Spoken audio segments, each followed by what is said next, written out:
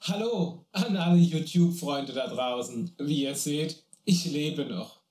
Zugegeben, die Sommerpause war etwas länger als geplant. Aber endlich geht es weiter mit Tutorial-Videos auf diesem Kanal. Heute aber erstmal ein kleines News-Video. Denn trotz Sommerpause sind im Hintergrund natürlich so viele Sachen und Ereignisse passiert, dass ich vermutlich ein 2-Stunden-Video machen könnte. Aber keine Angst, ich beschränke mich auf das Wichtigste. Im Laufe des Videos wird es auch immer mal Fragen an euch geben, zu denen ich gerne eure Meinung wissen möchte. Es lohnt sich also, dran zu bleiben.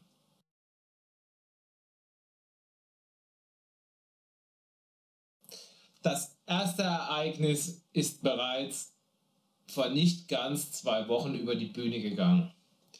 Der allererste Open-Car Einsteiger-Workshop. Rückblickend kann ich sagen, es war ein mega toller Workshop mit richtig tollen Teilnehmern und hat richtig Spaß gemacht. Hier nochmal ein Dank an alle Teilnehmer, auch wenn das eine oder andere vielleicht nicht ganz auf Anhieb geklappt hat oder nach Plan gelaufen ist. Hier wird es mit Sicherheit im nächsten Jahr weitere Workshops geben. Natürlich auch zu anderen Themen rund um das OpenCar-System. Die Termine werden dann frühzeitiger bekannt gegeben.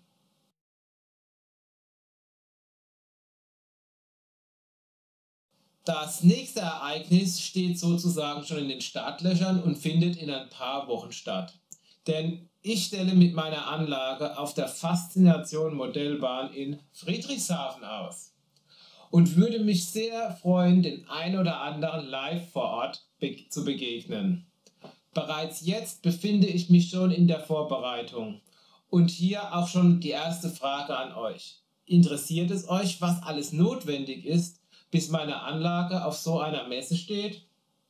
Schreibt es mir einfach in die Kommentare unter dem Stichwort #Messe.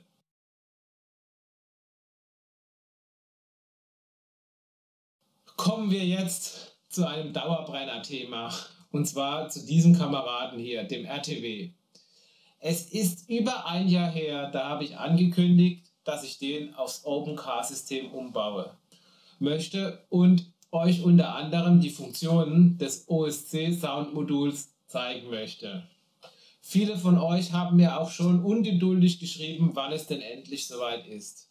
Passiert ist seither nichts. Zumindest nichts, was öffentlich zeigbar gewesen wäre. Wie ihr sehen könnt, haben dennoch einige Aktivitäten im Hintergrund stattgefunden. Es wurde ein Chassis konstruiert. Ich habe mir Gedanken gemacht, wie die Anordnung der Komponente gemacht werden soll und war wirklich so dicht davor mit dem Umbaustart. Bis ich dann im Sommer den Christoph besucht habe und ihm von dem Umbau hier erzählt habe. Und während des Gesprächs hat er dann eine Idee gehabt, wie man den Umbau für euch noch einfacher machen könnte, sodass ich jetzt dazu geneigt bin, mit dem Video noch zu warten und dann den sozusagen RTW 2.0 Umbau zu zeigen. Leider kann ich noch nicht sagen, bis wann das dann sein wird. Daher hier die Frage an euch. Was wäre euch lieber? Warten auf die Variante 2.0 oder erstmal die Variante 1.0 machen und dann, wenn es soweit ist, die Variante 2.0 zusätzlich zeigen? Schreibt es mir in die Kommentare unter dem Stichwort #RTW.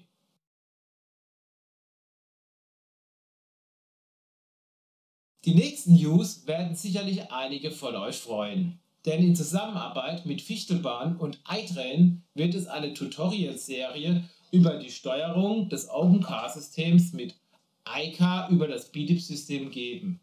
Wie ihr sehen könnt, habe ich mein Testgelände, das ich vor langer Zeit in diversen Videos gebaut habe, bereits auf das BDIP-System umgerüstet. Der Start der Tutorial-Serie ist schon in den nächsten Tagen. Auch hier die Frage, was interessiert euch am meisten? Schreibt es mir einfach in die Kommentare unter dem Stichwort #iCar.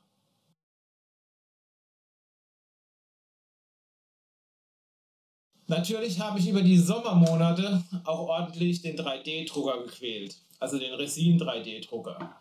Über die Resultate und was mir dabei alles so passiert ist, wird es ebenfalls einige Videos geben.